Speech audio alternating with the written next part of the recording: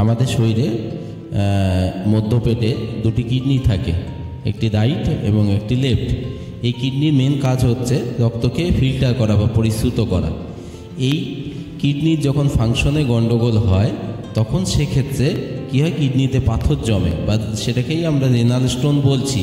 এই renal stone নানা কারণে হতে পারে। প্রধান যে কারণটি হচ্ছে সেটি হচ্ছে কি যে আমাদের জল কম খাওয়া। আমাদের সাধারণত 2.5 থেকে 3.5 লিটার মতো জল আমাদের প্রতিদিন পান করা উচিত। এই জল যদি আমরা কম খাই সেক্ষেত্রে কিডনির স্টোন হওয়ার সম্ভাবনা খুবই বেশি থাকে। এবং আমাদের যে 90% কিডনি স্টোন কজ জল কম খাওয়া।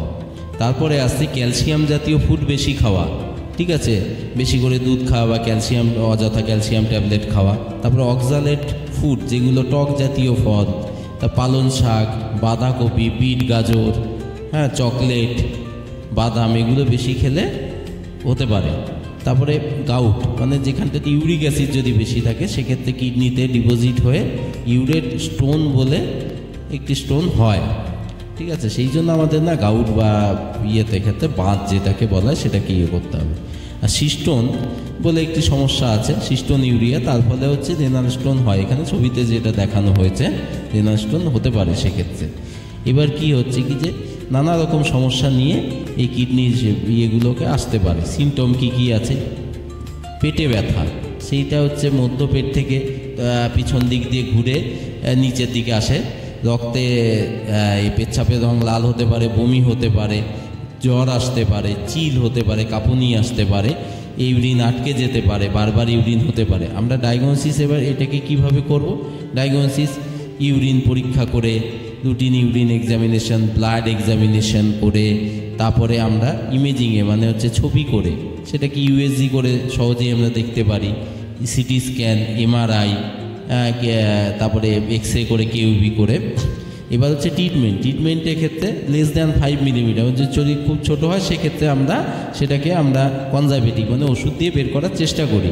এর থেকে যদি বেশি হয়ে যায় সেক্ষেত্রে আমরা কি করি, আমরা একটা অপারেটিভ প্রসিডিওর আছে এবং বাইরে থেকেও করা যেতে পারে। সেটাতে কি হয়, আল্ট্রাসাউন্ড ওয়েভ দিয়ে আমরা বের করি বা পেচ্ছাপের যে ইয়ে দিয়ে মূত্রথলির মধ্যে দিয়ে নল ঢুকিয়ে সেটাকে বাইরে বের করার চেষ্টা করি। এখানে আল্ট্রাসাউন্ডের যে ইয়েগুলো দেখা হচ্ছে, লিথোট্রিপসি, বিভিন্ন প্রসিডিওরে ছবি দেওয়া হয়েছে। Lithotripsy always safe. সেক্ষেত্রে পিসিএনএল করা হয়, ইউরেথ্রা দিয়ে নল ঢুকিয়ে সেক্ষেত্রে আল্ট্রাসাউন্ড দিয়ে রেনাল স্টোনটাকে ভেঙে সেটাকে মূত্র আকারে বের করা হয়।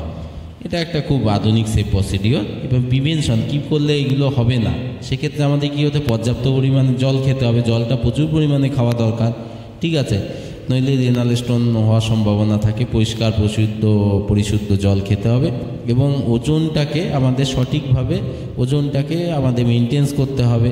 তারপরে যেগুলো সাইটেড ফুড সেগুলো কম খেতে হবে। তারপরে যদি আমাদের কোনো গাউট সেগুলো থাকে সেগুলোকে আমাদের ট্রিটমেন্ট করাতে হবে। সর্বোপরি যে অ্যালকোহল পরিমাণ, স্মোকিং, এগুলো কমিয়ে দিতে হবে। আর এগুলো যদি আমরা মেনে চলি তাহলে রেনাল স্টোন থেকে আমরা মুক্তি